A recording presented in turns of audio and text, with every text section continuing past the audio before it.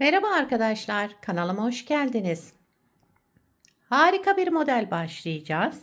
Modelimde kullanacağım ip bebe yünü, şöyle orta kalınlıkta bir bebe yünü, şişlerim 3 numara.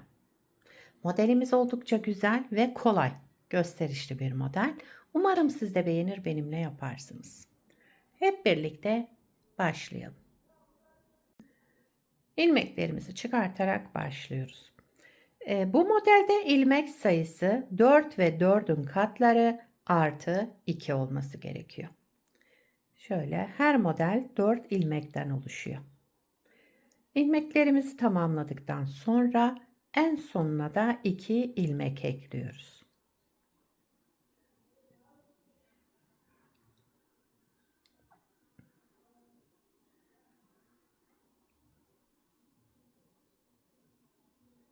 Evet, şöyle bakın. 4 bir model için, 4 ilmek bir model için, 4 ilmek, 4 ilmek böyle ayarladık. Şişimde burada 16 ilmeğim var. Şimdi sonuna 2 ilmek ekliyorum. En sonunda 2 ilmek ekledim. Toplamda 18 ilmeğim oldu şişimde. 18 ilmekle modelimi kurmaya başlayacağım. Ben lastik yapmayacağım için bir sıra şöyle ters öreceğim. İlmeklerimi çıkardıktan sonra bir sıra ters örerek örgümün ön yüzüne geçeceğim ve ön yüzünde modeli kurmaya başlayacağız. Evet, örgümün ön yüzüne geçtim. Şimdi modelimizi kurmaya başlayalım. Modelimiz 4 sıradan oluşuyor. İkinci modeli de kaydırarak kuracağız yine 4 sıra olarak. Modelin birinci sıra ön yüzündeyim. Kenar ilmeğinden sonra bir ilmek artırma yaptım. Bir ilmek düz ördüm. Sıradaki 2 ilmeğimin ikisini bir alarak sola doğru kestim. Kesme işleminden sonra tekrar bir düz ilmek ördüm. Buraya kadar bir model bakın. Bir artırma, bir düz ilmek, 2 ilmeği düz örerek sola doğru keselim. Tekrar bir düz ilmek. Şimdi tekrar kuruyorum. Bir artırma, bir düz ilmek, sıradaki 2 ilmeğin ikisini bir alarak düz örelim. Sola doğru yani kesmiş oluyoruz. Devamında bir düz ilmek. Bir artırma, bir düz ilmek. Sıradaki 2 ilmeğin ikisini alarak sola doğru düz örerek keselim. Bir düz ilmek örelim. Bir artırma, bir düz ilmek. 2 ilmeği kesiyoruz sola doğru. Tekrar bir düz ilmek. Burada artırma yapmadan kenar ilmeğimi de düz örerek birinci sırayı tamamladım. Bakın sıra başında artırmayla başladım. Sıra sonunda artırma yapmadım. Buna dikkat edelim. İlmek sayımız artmasın. İkinci sıra arka yüzündeyim. Kenar ilmeğinden sonra bütün ilmeklerimi ters örüyorum. Sıra sonuna kadar ilmeklerimizi ters örerek devam ediyoruz.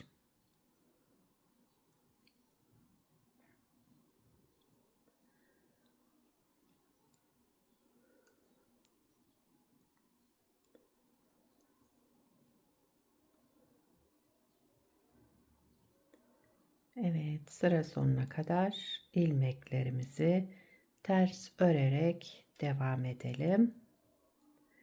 Kenar ilmeğimi de düz ördüm. İkinci sıramı tamamladım. Üçüncü sıra ön yüzündeyim.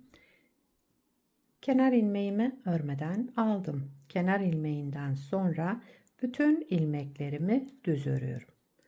Üçüncü sıra ön yüzünde ilmeklerimizi düz örerek sıra sonuna kadar devam ediyoruz.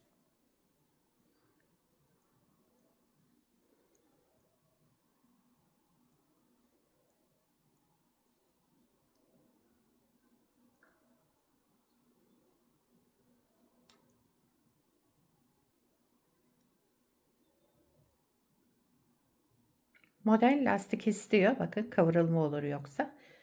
Siz lastikli başlayın. Ben küçük bir parça olduğu için lastik kullanmadım.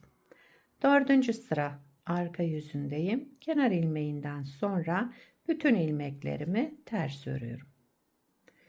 Bu sırayı tamamlayarak modeli bir kez kurmuş oluyoruz. Daha sonraki ikinci modelde kaydırarak kuracağız. Onu da hep birlikte başlayacağız. Birinci modelde bu şekilde kurduk. İkinci modeli de kaydırarak kuracağız.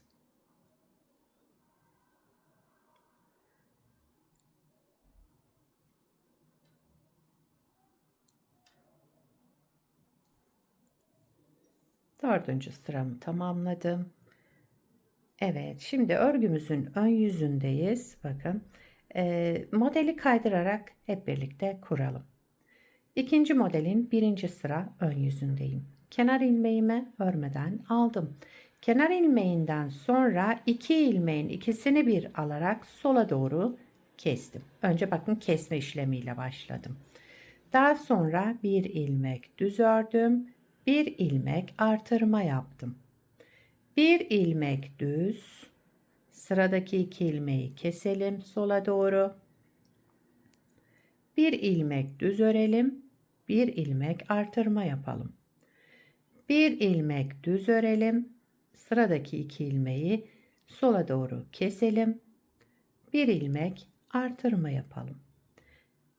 Pardon, bir düz ördüm. Daha sonra bir artırma, bir düz ilmek. Sıradaki iki ilmeğimizi sola doğru kesiyoruz. Şöyle. Devamında yine bir düz, bir artırma, düz ilmek. Sıra sonunda bir düz, daha sonra kenar ilmeğini de düz örerek modelin birinci sırasını kaydırarak kurmuş olduk. Bakın. İkinci sıra arka yüzüne geçtim. Kenar ilmeğinden sonra bütün ilmeklerimi ters örüyorum. Şöyle sıra sonuna kadar ilmeklerimizi ters örerek devam ediyoruz.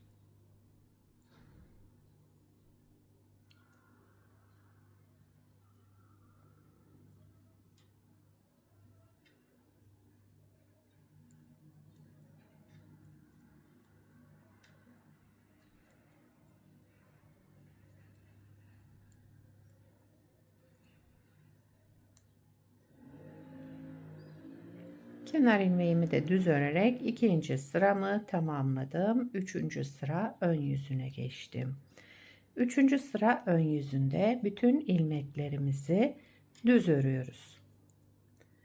Üçüncü sıra ön yüzünde ilmeklerimizi düz örerek devam edelim.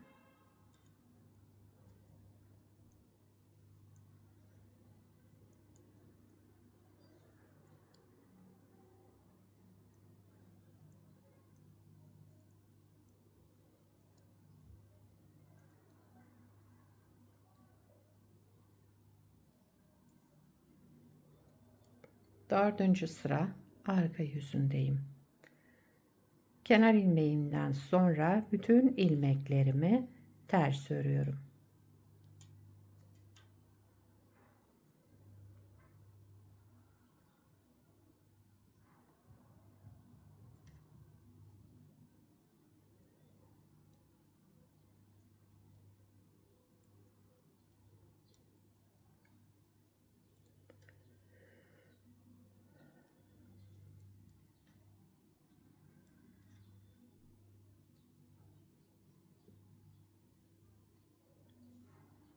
Son sıramızda tamamladık. Modeli kaydırarak ikinci kez de kurmuş olduk. Bakın model şu şekilde kaymış oluyor.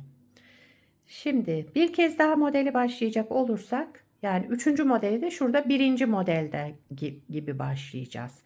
Hemen onu da başlayalım. Üçüncü modeli birinci model gibi başlıyoruz. Modelin birinci sıra ön yüzündeyim. Birinci modelin şuradaki, yani üçüncü kez kuruyorum. Bir artırma yaptım. Sıradaki ilmeğimi düz ördüm.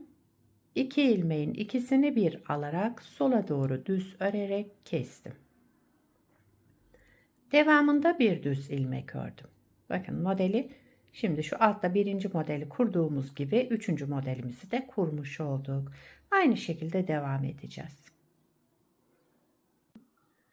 Evet, sıramı tamamladım. Yani bakın modelin birinci sırasını beraber kurduk. Üçüncü model kurulumunu birinci modelde nasıl kurduysak aynı şekilde kurduk. Model böyle devam ediyor arkadaşlar. Gördüğünüz gibi şöyle bir parçada önceden hazırladım. İlerlemiş halini görmeniz için. Burada da boncuk lastik kullandım. Bakın.